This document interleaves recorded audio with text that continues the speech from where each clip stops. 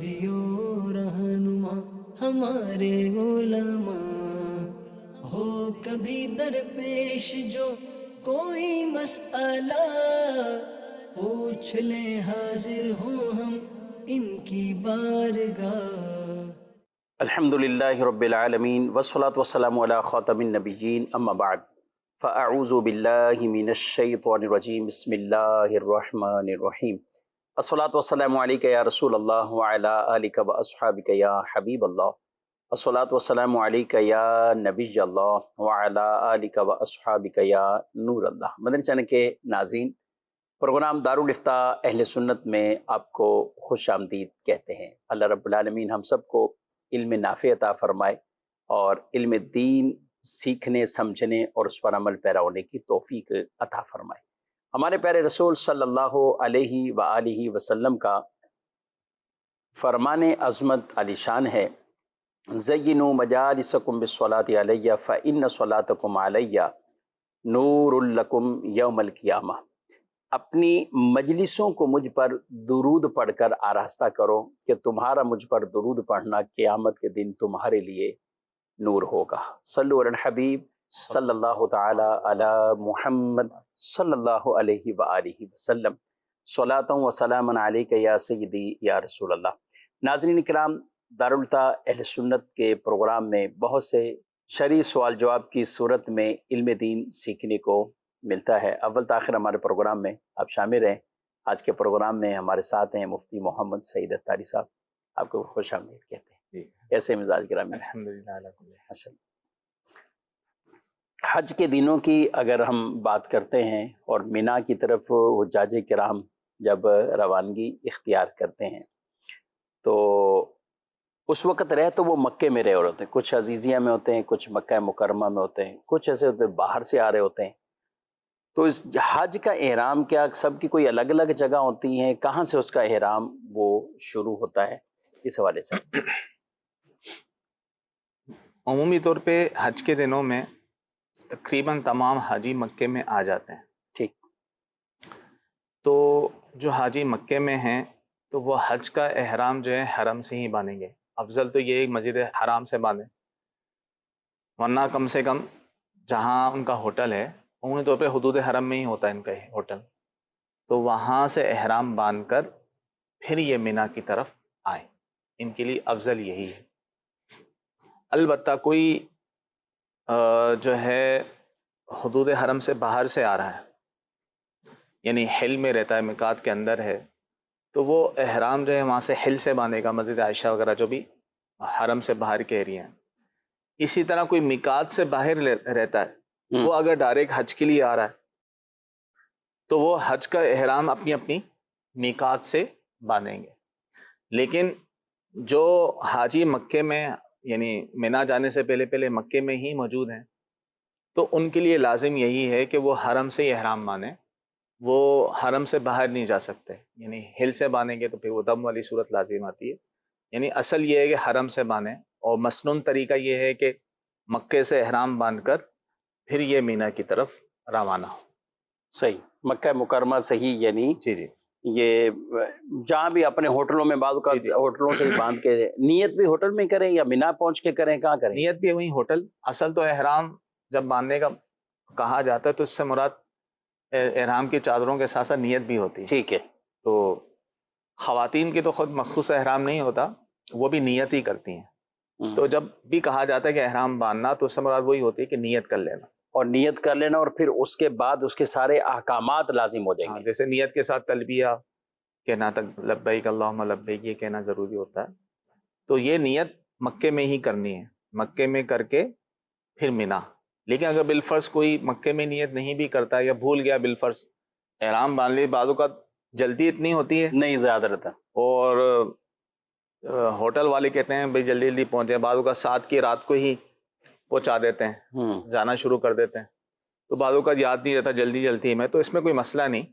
یعنی آپ مینا میں آ گئے اور آپ نے ابھی نیت نہیں کی تو مینا میں بھی نیت کر سکتے ہیں، کیونکہ مینا جو ہے حرم میں ہی ہے، حدود حرم میں ہی ہے۔ ٹھیک، مینا مزدلفہ حدود حرم میں ہے، عرفات جو ہے حرم سے باہر ہے۔ تو آپ مینا میں آ گئے، کوئی مسئلہ نہیں، آپ مینا میں بھی جو ہے حج کی نیت، احرام کی نیت یہ کر سکتے ہیں۔ تلبیہ کہنا یعنی اس کے لیے ضروری پھر یہ جیسے ہی احرام کی نیت شروع کریں ساتھ اس یہ کے تو ہر نیت کے ساتھ ہے. دیکھیں آپ عمرہ کریں یا جب بھی آپ عمرہ کریں گے میقات سے جب احرام باندھیں گے، یا جیسے یہاں سے پاکستان سے لوگ جا رہے ہوتے ہیں یا اپنے اپنے ملکوں سے جا رہے ہوتے ہیں تو وہ نیت کرتے ہیں، تو ہر دفعہ نیت کے ساتھ تلبیہ کہنا ضروری ہے. اگر اس نے صرف نیت کی تلبیہ نہیں کہا تو اس صورت میں اس کا احرام ہی شروع نہیں ہوگا. صحیح. تو یہ تو شرط ہے کہ نیت کے ساتھ ساتھ تلبیہ بھی کہنا ہے، لبیک اللہم لبیک، یہ الفاظ کہنا ہے، یہ ضروری ہے. یا اس کے قائم مقام کوئی بھی الفاظ. کام کہنا ہے. ٹھیک ہے جی، مزید سوال. مفتی صاحب میرا سوال ہے کہ ایک شخص نے ایک بچی کو گود لیا ہے، اس کے ڈاکومنٹس وغیرہ میں اس کے سارے نام اسی شخص کے والد کے طور پر درج ہے. اب وہ شخص انتقال کر گیا، اس نے ایک بیوہ چھوڑی اور ایک اپنا بھائی چھوڑا ہے اور دوسرے بھائی ہیں مگر وہ فوت ہو گئے. ان کی اولادیں ہیں تو وراثت کس طرح تقسیم ہوگی؟ اور جو لڑکی گود لی ہے کیا اس کو جائیداد میں حصہ ملے گا؟ جی، پہلی بات تو یہ ہے کہ بچہ یا بچی اگر گود لیا تو گود لینے والا ولدیت میں اپنا نام اسے نہیں دے سکتا. یہ شرعی طور پہ جائز نہیں، حرام ہے. کیونکہ جس کا وہ بچہ یا بچی ہے اسی کا ہی نام ولدیت میں چلے گا ہمیشہ. ولدیت تبدیل نہیں ہو سکتی، ولدیت تبدیل کرنا یہ حرام ہے. تو لہذا یہ شروع سے ہی برتھ سرٹیفکیٹ اور دیگر کاغذات میں کرتے ہیں، یہ سب تبدیل کرنا یہ لازم ہوگا. اب کسی نے یہ فیل کر لیا، یعنی جو بچی گود اس نے لی اور ولدیت میں اپنا نام اسے دے دیا، تو حقیقی طور پہ تو اس کی بیٹی نہیں ہے وہ، لیکن قانونی طور پہ چونکہ وہ ہو جاتی ہے. کاغذات میں چونکہ اپنا بیٹی شو کیا، تو جب اس کا انتقال ہوگا تو قانونی طور پر تو وہ اس کی بیٹی شمار ہوگی اور قانونی طور پہ وہ وارث بنے گی، لیکن شرعی طور پہ وارث نہیں. یعنی جب بھی کسی مفتی سے فتویٰ لیں گے اور یہ بتائیں گے کہ بھائی یہ بچی ان کی اصل نہیں ہے لیکن انہوں نے کاغذات میں اپنا نام دیا ہے، تو اس کا اعتبار نہیں ہوگا. شرعی طور پہ اس کی بیٹی نہیں کہلائے گی، اس کی وارث وہ نہیں ہو سکتی. تو لہذا اس صورت میں جب اس کی اولاد نہیں ہے تو یعنی مرحوم کے جو وارث کہلائیں گے، ایک تو اس کی جو بیوہ ہے اس کو حصہ ملے گا. بیوہ کا حصہ اولاد نہ ہونے کی صورت میں چوتھائی حصہ ہوتا ہے. اور ان بیوہ کو دینے کے بعد جو بچے گا، جو انہوں نے سوال میں کہا کہ ان کا بھائی ہے زندہ ہے، تو بھائی جو ہے وہ وارث بنے گا. یعنی اولاد نہ ہو تو بھی بھائی بہن وارث بنتے ہیں، لیکن اس بچی کو کچھ نہیں ملے گا. ہاں البتہ مرحوم نے جانے سے پہلے کوئی وصیت کی ہو اس بچی کے لیے تو 1/3 مال میں سے اس کے لیے وصیت پر عمل ہو سکتا ہے. لیکن اس نے کوئی وصیت بھی نہیں کی، نہ کچھ دیا اس کو، تو پھر بطور وراثت اس بچی کو کچھ نہیں ملے گا. ہاں ورثہ اپنی خوشی سے دینا چاہیں وہ ایک الگ بات ہے، لیکن شرعی طور پہ وہ وارث نہیں بنے گی. ورثہ کو کیا آپ کہیں گے اس صورت میں جس کو گود لیا اور پھر ایک عرصہ تک اسے بیٹی بنائے رکھا؟ ٹھیک ہے، وراثت میں تو کوئی حق نہیں ہے، لیکن اب کوئی دیکھیں اس طرح کا ترغیب اس طرح کی قرآن پاک میں بھی موجود ہے کہ اللہ تعالیٰ نے ارشاد فرمایا کہ جب تم تقسیم کرنے لگو تو ان لوگوں کو بھی کچھ دو، یعنی جن کا حصہ نہیں بنتا ان کے بارے میں آیا کہ انہیں بھی کچھ دو، غریبوں کو، اس مسکینوں کو، اس طرح کو. تو لہذا مستحب ہے ورثہ کے لیے کہ ایسے موقع پر، کیونکہ اگر یہ خود زندہ ہوتا، اس کی خواہش یہی تھی میں اس کو اپنے بیٹی بنا کے رکھا تھا، اگرچہ نام دینا جائز نہیں تھا لیکن ظاہر ایک بیٹی بنایا تھا اس کو، تو اس کی بھی خواہش یہی تھی کہ بھائی اس کو بھی حصہ ملے. ٹھیک ہے نا؟ تو اس صورت میں اگرچہ اس نے وصیت نہیں کی، کچھ بھی نہیں کی، ورثہ کے لیے مستحب یہ ہے، اگرچہ واجب نہیں ہے، مستحب یہ ہے کہ اپنے اپنے حصوں میں سے اس بچی کو بھی کچھ نہ کچھ دیں. تو اس طرح ان کو اجر ملے گا، ثواب ملے گا، لیکن یہ عمل ان کے لیے مستحب ہوگا، ٹھیک، واجب نہیں ہوگا. واجب نہیں ہوگا. اچھا، جس نے اس طرح کی کوئی گود میں بیٹی یا بیٹا لیا اور ان کی تمنا ہوتی ہے کہ ہمارے بعد یہ جائیداد کے حقدار بھی بن جائیں، لیکن شرعاً پھر ظاہر ہے مرنے کے بعد تو وہ حقدار نہیں بنیں گی، تو اس کا کوئی زندگی میں طریقہ کار ہے؟ ہاں، زندگی میں یہ ہے کہ اس بچہ یا بچی کو کچھ نہ کچھ گفٹ کر دیں، شرعی طریقے سے گفٹ کر کے ان کے قبضے میں دے دیں. لیکن ایسا نہیں کریں کہ سارا ہی مال دے دیں. نہیں، نیت یہ ہو کہ بھائی جو کچھ بھی ہے ان کو ملے، میرے بھائی بہنوں کو نہ ملے، دیگر رشتہ داروں کو نہ ملے. تو یہ نیت جو ہے مذموم ہے، یعنی بری نیت ہے. تو یہ نیت نہ رکھے کہ میں نے ان کو ہی دینا، بقیوں کو محروم کرنا ہے. یعنی اپنے مطلب اپنا ترکہ بھی چھوڑے اور ان کو دینا چاہ رہا ہے تو اپنی زندگی میں چونکہ مالک ہے وہ دے سکتا ہے، شرعی طریقے سے ان کے نام کر کے شرعی طریقے سے قبضہ دلا کر ان کو مالک بنا دے۔ اب اس کا ایک طریقہ کار ہوتا ہے، تو وہ ایسا شخص پہلے رہنمائی لے لے دارالافتاء سے یا کسی مفتی صاحب سے کہ میں کس طریقے سے اس کا مالک بنا سکتا ہوں، شرعی طریقہ کیا ہے۔ اچھا، اگر شریعت کے دائرہ کار کے مطابق رہتا ہوا وہ چاہے کہ میں کچھ وصیت کر جاؤں، چلے ابھی ایسی پوزیشن نہیں ہے کہ وہ تقسیم ہو، جی قبضے میں چلی جائے، تو یہ آپشن ہے اس کے لیے؟ بالکل، وصیت بھی کر سکتا ہے اور کرنا چاہیے، اور وصیت ہوتی ہی غیر وارث کے لیے، وارث کے لیے تو وصیت نہیں، کیونکہ وارث کا حصہ اللہ تعالیٰ نے صحیح بیان کر دیا۔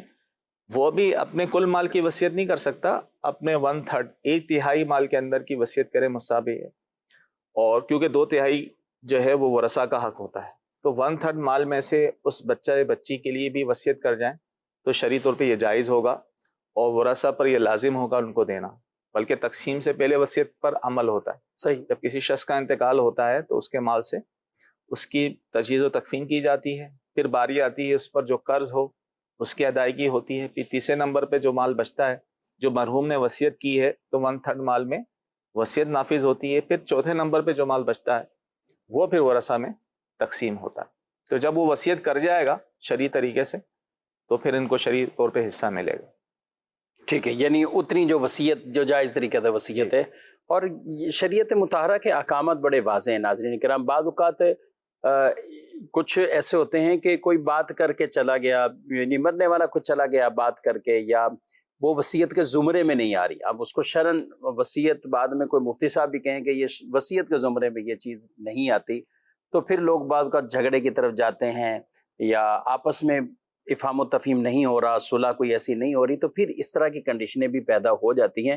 تو زندگی میں ہی آپ اس کی رہنمائی لے لیں، بلکہ میں کہوں گا جب بھی آپ کسی بچے کو گود لینے کی طرف بڑھ رہے ہیں تو آپ اسی وقت ہی اس کی رہنمائی لیں، اور جو لوگ رہنمائی لے لیتے ہیں تو ان کو کئی طرح کے فوائد بھی حاصل ہو جاتے ہیں۔ ظاہر ہے بعض اوقات بیٹی لے لی گود، اب اس کو بیٹی بھی بنا لیا، سب کچھ کر لیا، اب وہ ہے غیر محرم، اب ظاہر ہے وقت گزرنا، اب آگے بچی بڑی ہو گئی، اب بچی بلوغت کے قریب جا رہی ہے، بالغ ہونے کے قریب جا رہی، بڑی ہو گئی، تو اب یہی جو بظاہر اس کا والد اور والد ہی بن کر اس نے اسے پالا ہے، اور بھلے کوئی کسی طرح کے دل میں ایسی نیت نہیں ہے، کچھ بھی نہیں ہے، لوگ یہی کہتے ہیں نا بری نیت ہماری تھوڑی، ہماری بیٹی کی طرح ہے، تو اب لیکن شرعی احکام تو لازم ہوں گے۔ شرعی احکام آپ نے رہنمائی کا فرمایا، یہ رہنمائی کب لیتے ہیں؟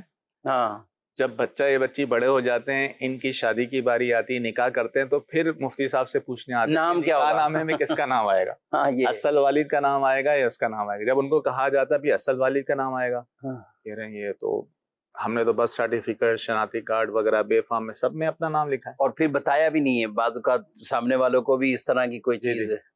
تو دیکھیں نکاح کا جو تعلق ہے وہ ایک الگ احکام ہے۔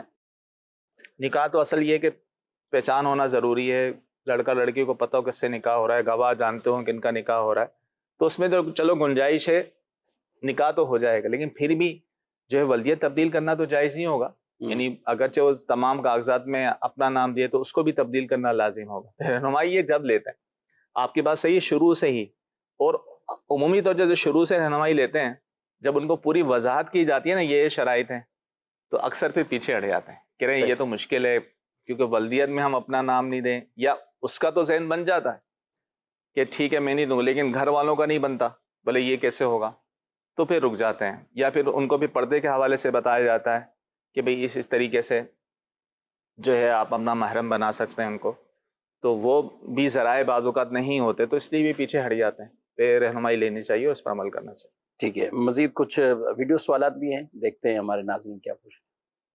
میرا نام محمد ولید ہے، اور میرا مفتی صاحب سے سوال ہے کہ کیا احرام کی حالت میں خوشبو لگانا جائز ہے؟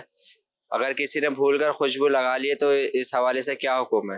جی، احرام کی حالت میں خوشبو لگائی، احرام کی حالت میں خوشبو لگانا تو جائز نہیں ہے، اس میں بھول کر اور جان بھول اس کا تو حکم میں کوئی فرق نہیں پڑے گا، البتہ بھولے سے ہوا تو گناہگار نہیں ہوگا، جان بوجھ کے ہوا تو گناہ بھی ہے۔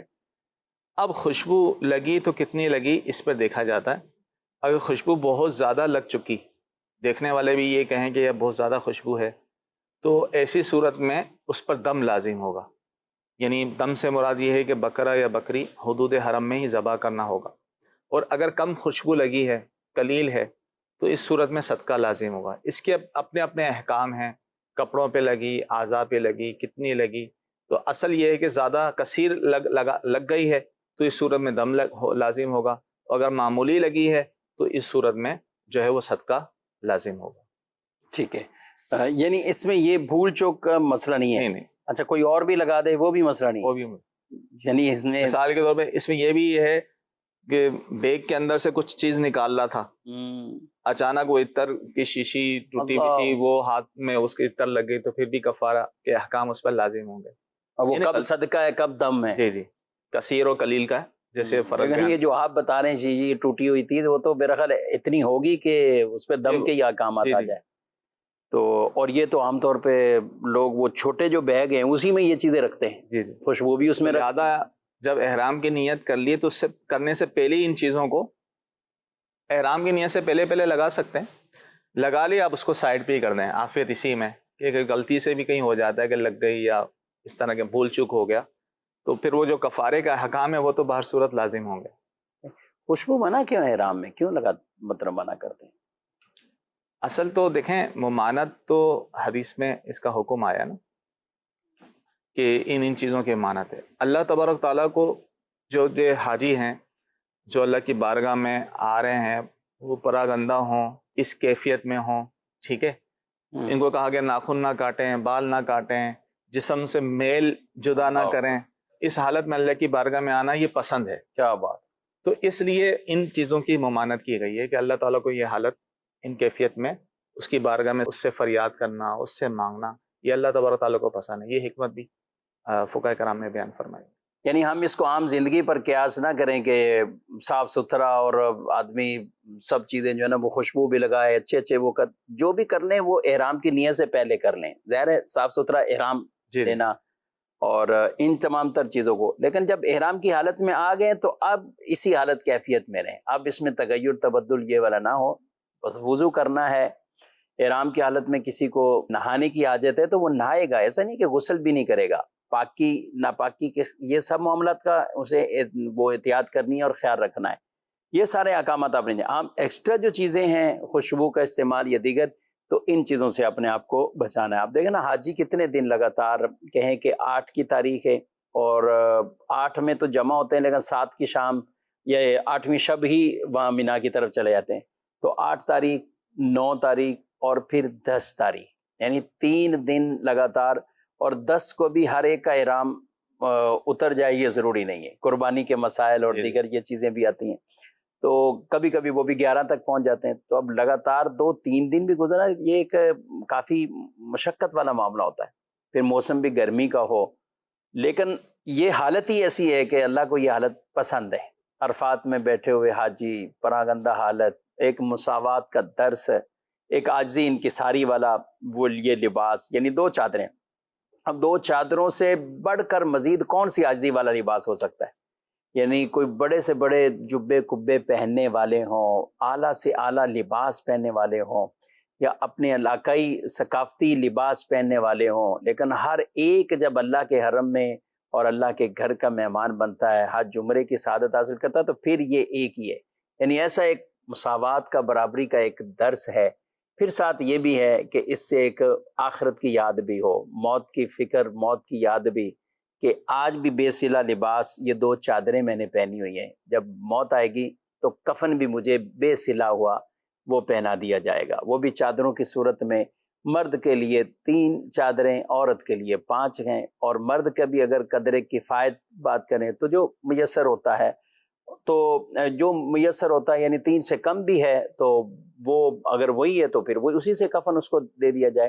تو یہ ایک موت کی یاد اس میں ہے، موت کی اس میں یاد ہے، فکر ہے، آخرت کی فکر ہے، تو یہ احرام میں یہ چیزیں رہیں گی تو انشاءاللہ آپ کو اور روحانیت بھی نصیب ہوگی، اور اسی لباس کو یہ آدمی یعنی چاہے گا کہ بار بار ہم پہنیں۔ ظاہر یہ تمنا کہاں پوری ہوگی؟ یہ وہیں پوری ہوگی کہ ہم وہاں حج کے لیے جائیں، عمرے کے لیے جائیں، اللہ سب کو ایسی سعادتیں عطا فرمائے۔ اچھا، یہ مرد کے حوالے سے ہماری بات چیت ہوئی، خواتین کو کوئی الگ سے اسکارف، خواتین کے نام سے بھی کچھ مشہور ہوتی ہیں کہ اس کا اسکارف یہ ہے، تو احرام خواتین کا کوئی خاص ہے؟ نہیں، خواتین کا کوئی خاص احرام نہیں ہے، نہ ہی کوئی خاص اسکارف ہے، یعنی جو اس طرح کے احرام بازار میں ملتے ہیں خواتین کے اسکارف وغیرہ ملتے ہیں، تو یہ لوگوں نے اپنے طور پہ بنائے ہوئے ہیں، لیکن شرعی طور پہ ان کے لیے کوئی مخصوص احرام نہیں ہے، کیونکہ ان کے لیے لباس سلا ہوا لباس پہننا یہ جائز ہوتا ہے، تو لہذا عام کپڑے یہ پہن سکتی ہیں، اس میں کوئی حرج نہیں ہے، مخصوص کوئی احرام ان کا نہیں ہے۔ باقی جب احرام کی نیت کر لیں گی تو پھر جو احکامات ہیں وہ لازم ہوں گے ان پر، کہ جو چہرہ ہے وہ انہوں نے کھلا رکھنا ہوگا، چہرہ اس صورت میں نہیں چھپانا ہوگا، باقی اعضاء کو وہ چھپائیں گی۔ تو لیکن کوئی مخصوص ایسا نہیں ہے کہ مخصوص کوئی چادر ہو یا مخصوص ان کا کوئی اسکارف ہو وہ یہ پہنے، ایسا کچھ نہیں۔ صحیح جی، مزید سوال؟ حج کے لیے احرام کی نیت باندھ لی اور فلائٹ نکل جائے تو وہ کیا کرے؟ حج کی اگر تو نیت کر لی اور فلائٹ نکل گئی تو اس صورت میں ظاہر ہے وہ حالت احرام میں ہی رہے گا، اسے دوسری فلائٹ میں جانا ہوگا، کیونکہ یہاں پر ہمارے یہاں یہ ہوتا ہے کہ حاجیوں کے لیے اگر فلائٹ نکل بھی جائے تو اسے اگلی فلائٹ میں بھیج دیا جاتا ہے، ایڈجسٹ کر لیا جاتا ہے، لیکن اب اس میں تاخیر ہوتی ہے، بعد ہوگا اگلے دن ہو یا اس سے اگلے دن یا کچھ دن بعد، وہ اپنی سہولت سے دیکھیں گے، اپنی سہولت کے حساب سے دیکھیں گے، لیکن اتنے دن تک وہ حالت اگر نیت اس نے کر لی اور تلبیہ وغیرہ کے معاملات ہو گئے تو وہ حالت احرام میں رہے گا۔ تو اس لیے ہم یہ کہتے ہیں احتیاط کے پیش نظر کہ آپ ایئرپورٹ پہ ہی نیت نہ کر لیں، آپ جہاز میں جب بیٹھ جائیں، وہ جہاز جب فلائی کرے ہوا میں اڑے، آپ اس وقت نیت کریں، تو اب تو یقین ہو جاتا ہے کہ اب میں پہنچنا ہی پہنچ، وہیں اتروں گا، تو اس سے پہلے تک کچھ بھی ہو سکتا ہے، تو لہذا لیکن اگر کسی نے نیت کر لی ایئرپورٹ میں یا گھر سے ہی بالفرض نیت کر لی، کیونکہ افضل تو یہ ہے کہ جتنا پہلے نیت کرے گا تو اتنا ثواب تو اس کا شروع ہو جائے گا، لیکن اب یہ معاملہ ہو گیا تو جب تک اگلی فلائٹ کا معاملہ نہیں ہوتا وہ حالت احرام میں ہی رہے گا، وہ پابندیاں جو ہیں وہ اس پر لازم رہیں گی۔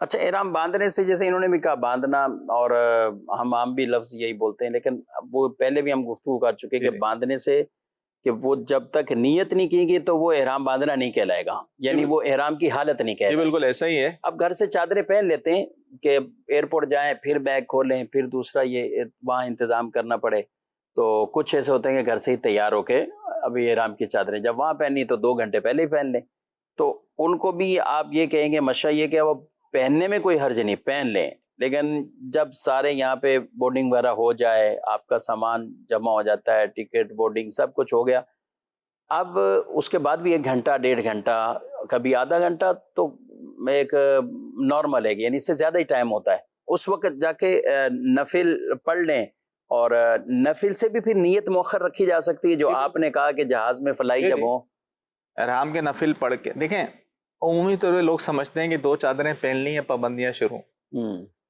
تو اس کا تجربہ خود ہوا کہ چادریں پہن لی، نیت تو نہیں کی تھی، نماز پڑھنی تو سب ڈھک کے نماز پڑھنا ہوتا ہے، تو حاجی آگے پوچھنے کے لیے یہ کیا کر رہے ہیں آپ، اچھا آپ نے ٹوپی پہنی ہوئی ہے، اب ان کو مسئلہ تو ہوتا ہے، لیکن میں نے ٹوپی اتار دی، میں نے کہا لوگ ویسے ہی بدگمان ہوں گے کہ تو لوگ یہ سمجھتے ہیں کہ جب چادریں پہن لی تو اب پابندیاں شروع ہو گئی، ہمارا احرام شروع ہو گیا، حالانکہ ایسا نہیں ہے۔ چادریں پہننے کے بعد جو احرام کے جو نفل ہوتے ہیں نیت سے پہلے جو پڑھے جاتے ہیں وہ بھی سر ڈھک کے پڑھنے ہوتے ہیں، سنت تو یہی ہے کہ سر ڈھکا ہوا ہو، تو اس صورت میں وہ نفل وغیرہ پڑھ لیں لیکن نیت نہ کریں، نیت جو ہے وہ جہاز میں بیٹھ کر ہی، جب جہاز تھوڑا اڑ جائے ہوا میں ہموار ہو جائے تو اس وقت جو ہے وہ نیت کریں، اگرچہ نیت میقات پہ ہی کرنا لازم ہوتا ہے، لیکن چونکہ میقات پہ نیت کر پائیں نہ کر پائیں تو اس لیے احتیاطاً کہا جاتا ہے کہ پہلے سے کر لیں، تو احتیاط یہی ہے کہ جہاز میں بیٹھنے کے بعد ہوا میں جب جہاز ہموار ہو جائے تو اس صورت میں ہی آپ نیت کے معاملہ کریں، اگر پہلے کر لیتے ہیں یہ بھی جائز ہے، لیکن اس میں یہ خدشات رہتے ہیں معاملات۔ ہاں، میقات والا بھی تو کئی مرتبہ ایسا ہوتا ہے نا کہ حجی پہلے بھی 1-1.5 دن کا تھکا ہوا تو ہوتا ہی ہے، گھر میں مہمان یہ سب چیزیں آخری دن چل رہے ہوتے ہیں، جہاز میں بیٹھتے ہیں کچھ کھانا پینا ملتا ہے تو وہ کھا پی کے اس کو سکون جب ملتا ہے تو سو ہی جاتے ہیں، اور کئی مسائل آتے ہیں، اب جو پہنچ جدہ گئے بھائی اب کہاں جائیں، اب تو ہم جدہ پہنچ کے اس کی آنکھ کھلی، میقات گزر گیا، اس نے نیت نہیں کی تھی، اب ظاہر ہے اس پر لازم یہ ہوگا کہ وہ کسی میقات میں جا کر دوبارہ کسی میقات، اب وہاں سے میقات میں زیادہ قریب تو وہ ہوگا طائف ہے، طائف یا رابق، ہاں طائف یا رابق جو ہے وہاں جا کر وہ احرام کی، اگر وہ نہیں کرتا بالفرض وہ وہیں سے ہی نیت کر کے جدہ سے ہی نیت کر کے جو عمرہ کر لیتا عمرہ تو ہو جائے لیکن گناہگار بھی ہوگا اور اس پر دم بھی لازم دم ہوگا. بھی لازم ہو. وہ دم کون سا؟ جو میقات سے بغیر احرام گزرا. اگر چاہتا ہے کہ دم جو اس پر لازم ہوتا ختم ہو جائے، ساقط ہو جائے، تو دوبارہ کسی قریبی میقات جا کر جو ہے وہ پھر نیت کرے، نیت کر کے پھر آ کر جو ہے اپنا معاملات کرے، تو جو دم جو لازم ہوا تھا وہ ساقط ہو جائے. سوال ہے SMS پر کہ میں درس نظامی کرنا چاہتی ہوں تو والدین اجازت نہیں دے رہے، کیا کرنا چاہیے؟ جتنا علم سیکھنا فرض ہے اتنا تو سیکھنا ہی ہے، لیکن پورا درس نظامی کرنا یہ فرض نہیں ہے، فرض عین نہیں ہے. تو لہذا اگر والدین اس کی اجازت نہیں دیتے تو والدین کو منانے کی کوشش کی جائے. اگر نہیں دے رہے تو پھر والدین کی اطاعت کرنی ہوگی. والدین کی اطاعت کریں. ٹھیک ہے. اور گھر بیٹھے بھی علم تو حاصل ہو سکتا ہے، ہو جو سکتا فرض ہے. چیزیں فرض چیزیں مطالعہ کر کے، یہ کر کے، جو عالمہ باجی ہوتی ہیں ان سے معلومات کر کے، پوچھ کے یہ فرض علوم سیکھے جا سکتے ہیں. اور اب تو تقریباً اس طرح کی کئی چیزیں تحریری طور پر یا آڈیو کی صورت میں ہم کہیں جی فرض علوم پر مشتمل فرض علوم کورس دارالتعلیم سنت کی طرف سے بھی تقریباً ہر ٹاپک پر بیانات اور جو ایک ضروری اس کی چیزیں ہیں وہ کچھ نہ کچھ اس میں بیان کی ہوئی ہیں. تو یہ چیزیں تو موجود ہیں اور اس کے ذریعے بھی اپنا علم جو فرض ہے وہ حاصل کیا جا سکتا ہے. عمومی طور پہ یہ والدین کی منع کرنے کی وجہ گھر سے نکلنے کی بھی ہوتی ہے نا، کہ گھر سے جائیں اور وہاں جا کے. اب تو سہولت ہوگی آن لائن کی بھی، اگر کر سکتے ہیں گھر میں، شاید اس پر والدین راضی ہو جائیں کہ ٹھیک ہے گھر میں بیٹھے آن لائن جو ہے آپ درس نظامی کر لیں. تو اس طرح بھی آن لائن سلسلہ ہے اسلامی بہنوں کے ذریعے سے جو درس نظامی کا کورس کیا جا سکتا ہے. جی مزید سو. حج کس پر فرض ہے؟ جی دیکھیں، حج جو ہے وہ صاحب استطاعت پر ہی فرض ہوگا، یعنی جتنا حاجت اصلیہ سے زائد اس کے پاس اتنا مال ہو کہ وہ حج کر سکے. یعنی حج پر جتنے اخراجات ہوتے ہیں آنے جانے کے، وہاں پر رہنے کے، اور پیچھے جو ہے گھر والوں میں سے جن کا نفقہ اس پر واجب ہے ان کے لیے بھی اتنا چھوڑ کر جائے کہ حج سے واپسی تک ان کا گزارا ہو. تو اتنی استطاعت کسی کے پاس ہو تو اس پر حج کی ادائیگی لازم ہوگی، حج کرنا اس پر فرض ہوگا. اور یہ کن دنوں میں پائی جائے یہ استطاعت؟ حج کے جو جسے اشہر حج کہا جاتا ہے، یعنی یکم شوال سے یہ شروع ہو جاتا ہے. لیکن فقہ کرام نے یہ فرمایا ہے کہ کیونکہ پہلے قافلے جو نکلتے تھے وہ شوال سے بھی پہلے نکلتے تھے قافلے، تو آج کے دور میں یہ کہا جائے گا کہ جب سے حج کے فارم جمع ہونا شروع ہو رہے ہیں، حج کے فارم اب جیسے رجب سے ہمارے یہاں شروع ہو جاتے ہیں، تو جب حج کے فارم جمع ہونے شروع ہو رہے ہیں تو اس وقت سے یہ استطاعت دیکھی جائے گی. اگر اس کے پاس یہ استطاعت ہے اتنی، اب اس پر لازم ہوگا کہ اسی سال وہ حج کی ادائیگی کرے. کس خاتون کا روزہ تھا پھر شرعی عذر ہو گیا، تو اب کوئی پوچھے کہ روزہ ہے تو پھر ہمیں کیا جواب دینا چاہیے؟ دیکھیں، ایک تو مسئلہ یہ ہے کہ فرض روزہ ہو یا نفل روزہ ہو کسی خاتون کا، اور روزے کے دوران جو ہے یہ شرعی عذر ہو گیا، مخصوص ایام شروع ہو گئے، تو اس صورت میں روزہ ٹوٹ جائے گا، بعد میں اس روزے کی قضا کرنی ہوگی. کوئی پوچھے روزہ ہے تو اتنا کہہ دیا جائے کہ میں نے روزہ رکھا تھا. اگر یہ بتانے میں اسٹارٹ ہو رہی ہے تو کہہ رہے میں نے روزہ رکھا تھا، ٹھیک ہے، تو یہ بات صحیح تھی، بھی روزہ تو رکھا تھا، اب جو ہے عذر کی وجہ سے ٹوٹ چکا ہو. ورنہ اگر بتانے میں ایسا کچھ نہیں ہے تو بتا دیا جائے گا میرا روزہ. خواتین ہی پوچھتی ہیں تو اس میں تو ایسا مسئلہ ہی نہیں.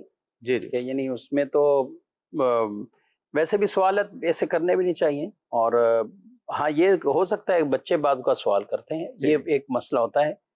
گھر میں سب سے پوچھا جاتا ہے نماز پڑھ لی، بچوں سے پوچھتے ہیں. تو اب ایسی صورتحال میں ایسی مائیں کیا تدبیر اختیار کریں؟ اب ظاہر ہے ایسی صورت میں جو ہے نا، جیسے یہ عورتوں کے لیے، ایسے عورتوں کے لیے کہا گیا ہے کہ وہ نماز کے وقت میں ان کے لیے مستحب ہے اپنا جو ہے پاک صاف ہو کر مصلی پہ بیٹھ جائیں، تسبیحات وغیرہ کرتے ہیں. اس دوران تسبیحات کرنا تو منع نہیں ہے نا، تو اس دوران گھر والوں کو بھی لگے گا کہ ہاں، خاص کر بچوں کو جن کو مسائل کا علم نہیں ہے کہ انہوں نے جو ہے نماز کے لیے بیٹھے، تو ظاہر وقت کے ساتھ ساتھ جب بچے بڑے ہوں گے، مسائل کا علم ہوگا تو ان چیزوں کا ان کو علم ہوگا، لیکن اس سے پہلے جھوٹ والی صورتحال نہ ہو، ٹھیک ہے. اور جھوٹ سراہتاً جھوٹ نہ بولا جائے. اور بچے چھوٹے ہوں یا بڑے ہوں، لیکن یہ حالت جب ہمارے فقہاء کرام واضح طور پر یہ بتا رہے ہیں، اور یہ دین کی تعلیم کا ایک طرح کا حصہ ہے کہ ایسے مواقع پر بھی خاتون اپنی عادت کو برقرار رکھنے کے لیے، یعنی بالکل یہ نہ سمجھ لے کہ میں اب ہر چیز سے وہ ہو گئی اور کسی طرح کا میں نے کوئی نیکی والا کام، تسبیحات، درود یہ بھی نہیں کرنے، تو باوضو ہو جائے اور وہ بیٹھ جائے، باوضو ہو جائے اور نماز کے وقت میں. اب اگر باوضو خاتون ہے، مصلی اٹھا رہی ہے، کمرے میں جا رہی ہے، تو کوئی بچہ شاید یہ نہیں سمجھے گا کہ یہ نماز نہیں پڑھ رہی ہیں، اب کمرے میں جا رہی ہیں یا اپنی الگ تھلگ بیٹھ رہی ہیں. تو یہ عادت ہونی چاہیے، ویسے بھی بہنوں کی عادت ہو، اور اسی طرح اپنی بیٹیوں کی، بچیوں کی بھی اس طرح تربیت کی جائے. میرا مفتی صاحب سے سوال یہ ہے، اگر میں جیسے کوئی دکان ہے وہ میں رینٹ پہ خریدتا ہوں، فار ایگزامپل مجھے وہ دکان 5,000 روپے رینٹ پہ کرائے پہ ایک بندہ دیتا ہے. اچھا، میں نے اس دکان کو کرائے پر اپنے پاس لے لیا اور اپنا ایگریمنٹ بنا لیا 5,000 روپے کا، ٹھیک ہے. اور کوئی وہ کہتا ہے، دوست یا جو بھی کوئی کہتا ہے کہ مجھے یار یہ دکان مجھے رینٹ پہ دے دو، تو وہی جو ہے میں نے اس کو آگے جو ہے 8,000 روپے رینٹ پہ دے دی اور میں نے اس کے ساتھ ایگریمنٹ بنا لیا. میں نے کہا ٹھیک ہے 8,000 آپ مجھے دو گے. میں نے 8,000 روپے لے کے 5,000 جو ہے اصل مالک مکان کو دیے، 3,000 میں اپنے پاس رکھا ہوں. ایسا کرنا کیا جائز ہے؟ تو ارشاد فرما دیجیے. جی، کئی دکانوں والے بھی کرتے ہیں اس طرح، مکان بھی اور بھی کئی چیزیں خود رینٹ پہ لی اور اس کو آگے بڑھا کر رینٹ پر دے دیں. دیکھیں، رینٹ پہ لی ہوئی چیز آگے رینٹ پہ دے سکتے ہیں، لیکن اس میں یہ ہے کہ جتنے رینٹ پر اس نے خود لی تھی اتنے ہی رینٹ پہ آگے دے گا، کرایہ اتنا ہی لے گا، اس سے زیادہ کرایہ نہیں لے سکتا. ہاں، فقہ کرام نے یہ فرمایا کہ جس نے پہلے ایگریمنٹ کیا ہے، کرائے پہ لیا ہے، اگر اس میں کچھ ایسی تعمیرات، کچھ ایسے معاملات کرتا ہے، تبدیلی کرتا ہے، اور پھر وہ جو ہے اس کو زیادہ قیمت پہ آگے کرائے پر دیتا ہے، تو یہ جائز ہوگا کہ جو زیادتی ہوگی وہ جو اس نے تعمیرات وغیرہ کی ہیں، جو اضافی کام کیا اس کے عوض ہوگی. یا پہلے اس نے جو ہے جس کرنسی پہ لیا تھا آگے کسی اور کرنسی بھی دے رہا ہے، تو یہ بھی ایک جائز صورت ہے. لیکن اگر ایسا کچھ نہیں ہے، نہ جس طرح لیا تھا اس میں کوئی اس نے کام وام نہیں کروایا، کوئی اضافی کام نہیں کروایا، کوئی تعمیرات وغیرہ نہیں کروائیں، اور ایسی اس نے زیادہ قیمت پہ اس کو دے دیا، تو یہ جائز نہیں. یعنی وہ نفع اوپر یہ یوں نہیں رکھ سکتا، وہ پورے میں ہی دے. تو وہ اگر نفع لیتا ہے تو کیا اصل مالک کو دے، کس کو دے، یا اس سے لے ہی نہیں؟ اس سے لے ہی نہیں، وہ لے گا تو بھی صدقہ کرنا ہوگا. سوال ہے سید صاحب، عشاء کے بعد جو نماز پڑھیں وہ صلاۃ اللیل ہوتی ہے، اگر کوئی عشاء کی اپنی قضا نماز پڑھے تو وہ بھی صلاۃ اللیل آئے گی یا نوافل پڑھنا ضروری ہے؟ دیکھیں، نوافل کی جگہ قضا عمری ہی کرنا چاہیے. فقہ کرام نے یہی بیان کیا ہے تاکہ جلد سے جلد جو ہو بری ذمہ ہو جائے. ٹھیک. اور اگر قضا عمری کے ساتھ ساتھ وہ نوافل بھی پڑھنا چاہے تو پڑھ سکتا ہے، لیکن ایسا نہ ہو کہ نوافل میں ہی لگا رہے، قضا عمری کو چھوڑ دے، یہ درست نہیں ہے. بلکہ قضا اس کی جگہ جو ہے بہتر یہی ہے قضا عمری ہی کرتا رہے. قضا عمری کرتا رہے. قضا عمری کرتا. اور عشاء کے بعد جو پڑھے جانے والے کوئی بھی نوافل ہیں تو وہ صلاۃ اللیل کی فضیلت حاصل، وہ صلاۃ الفجر. تہجد کی حاصل کرنا چاہیں تو کیا کرنا ہوگا؟ تہجد کے لیے پھر یہ ہے کہ عشاء کے کم سے کم فرض پڑھ لے، فرض سنتیں پڑھ کے وہ سو جائے. ٹھیک. سونے کے بعد وہ جب بھی اٹھے گا جو نفل پڑھے گا وہ تہجد کی نماز کہلائے گی. تہجد کیوں نہیں؟ بہتر یہ ہے کہ تہجد کے ساتھ ہی وطر پڑھے جائیں. لیکن اگر کسی نے وطر بھی پہلے عشاء کی نماز پوری پڑھ لی تو اس کے بعد وہ سو گیا، سونے کے بعد جب وہ اٹھے گا تو تہجد پڑھے. یعنی تہجد کے لیے سونا شرط ہے، یعنی تھوڑا بہت بھی اگر سو جائے اس کو عشاء کی نماز کے بعد، اس کے اونگ بھی آ گئی اور پھر اس نے جو ہے وہ نماز پڑھی، نفل نماز پڑھی، تو تہجد کا اسے ثواب مل جائے گا. صحیح. جی، مزید ویڈیو سوال. میرا نام رضا محمد ہے اور میں مفتی صاحب آپ سے ایک سوال کرتا ہوں، کیا عورت پہ قربانی واجب ہے؟ عورت پہ قربانی؟ جی ہاں، دیکھیں، قربانی ہر مسلمان مقیم عاقل بالغ مرد و عورت صاحب نصاب پر واجب ہے. ٹھیک ہے. ٹھیک. تو عورتیں بھی صاحب نصاب ہوتی ہیں تو ان پر بھی قربانی واجب ہوگی. اگرچہ عورتوں پر واجب ہوتی ہے، ان کی طرف سے شوہر ہی ادا کر رہے ہوتے ہیں. ہاں، ان کا واجب وہی ادا کر رہے ہوتے ہیں. تو ایسا نہیں ہے، مطلب شوہر پہ ضروری نہیں ہوتا بیوی کے طرف سے قربانی کرنا، لیکن کسی کا شوہر جو ہے قربانی اس کی طرف سے نہیں کرتا، یا کسی کی شادی نہیں ہوئی اور وہ خود صاحب نصاب ہیں، ان کے پاس اتنا مال ہے کہ جس کی وجہ سے قربانی واجب ہو رہی ہے، تو انہیں خود کرنی ہوگی قربانی. صحیح. تو لہذا عورت پر بھی، جو صاحب نصاب عورت ہے اس پر بھی قربانی واجب. اچھا، ہمارے ہاں جیسے عام طور پہ ہوتا ہے شوہر ہیں یا گھر میں بڑے افراد ہیں، گھر کے وہ حصے گنے ہوئے ہوتے ہیں، اتنے حصے قربانی، وہ جانور لاتے ہیں اور اس کو قربان کر دیتے ہیں. تو اور ساری زندگی چل رہی ہے، بیوی کی طرف سے شوہر کر رہا ہے یا سسر لا رہے ہیں، اور وہ سب کی طرف سے، بیٹوں کی طرف سے بھی، بہوؤں کی طرف سے قربانیاں ہوتی ہیں، تو ہو جائے گی قربانی؟ ہاں، بس اس میں یہ ہے کہ پہلے سے بتا دیں، ٹھیک، اجازت لے لیں، بھئی تمہارا بھی حصہ ڈالنا ہو، اس میں آپ کا بھی حصہ ہوگا، آپ کا بھی حصہ، اس طرح اجازت لے کر جو ہے قربانی کری تو قربانی ہو جائے. اچھا، انڈرسٹوڈ بھی ہے اجازت، جیسے ہر سال سے ایک قربانی کا ایک شیڈول چلتا ہوا آ رہا ہے، تو اس اگر انڈرسٹوڈ ہے، پہلے سے پتہ ہے کہ ہمارا بھی حصہ ڈالے گا اس میں، تو پھر بھی صحیح ہے. پھر بھی صحیح ہے. لیکن وہاں مسئلہ رہے گا جو صحیح سب توجہ دلا رہے ہیں کہ جہاں پہ عورت پر واجب ہو رہی ہو اور مرد کے پاس پیسے نہیں. یہ ہوتا ہے کئی مرتبہ زیورات کی صورت میں عورت کے پاس تو ہے، یہ زکوٰۃ میں بھی یہی معاملہ آتا ہے اور اس میں بھی آتا ہے جی. اور بعض عورتیں تو دھمکی شوہر کو دے رہی ہوتی ہیں، آپ گناہ گار ہوں گے. وہ کہاں سے گناہ گار ہوگا جب ملکیت آپ کی ہے؟ اور تو پھر قربانی اور یہ معاملات آپ کو دیکھنے ہوں گے. اس کے لیے پھر آپ اپنی جو بھی کوئی خرچ ہے، پیسہ ہے، اس کو سیونگ کر کے آپ اپنی قربانی اور زکوٰۃ کے معاملات دیکھیں. اگر شوہر دے دیتا ہے، اور دینا چاہیے، ہم انکار نہیں کر رہے، بیوی کے پاس بھی جو زیورات ہیں، کچھ بھی ہے، تو وہ آگے جا کر شوہر یا اس کے بچوں کو ہی کام آنے. لیکن اگر یہ سٹیج آ جاتی ہے کہ شوہر کہتا ہے میرے پاس نہیں ہے، میں خود قرضے مانگوں، کیا کروں، تو پھر بیوی کو اپنی قربانی اور زکوٰۃوں کا خیال خود رکھنا ہے. کیش نہیں ہے تو چاہے اپنا زیور بیچ کر کچھ نہ کچھ حصہ، یہ حصہ کوئی قربانی کا ایک کہیں بک کروا لے اور اپنی قربانی ادا کر لے، یا پھر جانور بکرا بکری کی صورت میں جو بھی شرائط کے مطابق ہے وہ قربان کریں. اور اگر زیور بھی نہیں بیچنا چاہ رہے تو پھر کسی سے قرضہ پکڑ کر اپنی قربانی ادا کر لیں. یہ اس کی بات کر رہے ہیں کہ جن کا نصاب پورا ہوتا ہے، اور نصاب اس میں یہ دیکھا جاتا ہے کہ اگر کچھ سونا ہے، کچھ چاندی ہے، اگر سونا 7.5 تولے تو بھی قربانی لازم، 52.5 تولے چاندی تو بھی لازم. لیکن کچھ سونا کچھ چاندی دونوں کو ملائیں، یا سونے کے ساتھ کچھ کیش ہے، یا سونے کے ساتھ حاجت سے زائد کوئی بھی سامان ہے، کہ ان کو ملا کر ہم اس کی قیمت دیکھیں تو وہ 52.5 تولے چاندی کے برابر پہنچ جائے، تو یہ اس حوالے سے غنی شمار ہوتا ہے. اور ایسی خاتون بھی وہ غنیہ شمار ہوں گی اور ان پر قربانی لازم ہو جائے گی، جبکہ یہ نصاب اسے قربانی کے دنوں میں یہ میسر ہے. تو انہیں اپنی قربانی کا ضرور خیال رکھنا ہے. اللہ رب العالمین ہم سب کو خوش دلی کے ساتھ قربانیاں پیش کرنے کی بھی توفیق عطا فرمائے. آمین بجاہ النبی الامین صلی اللہ علیہ وسلم. ہادی و رہنما ہمارے علماء، ہو کبھی درپیش جو کوئی مسئلہ، پوچھ لیں حاضر ہوں ہم ان کی بارگاہ.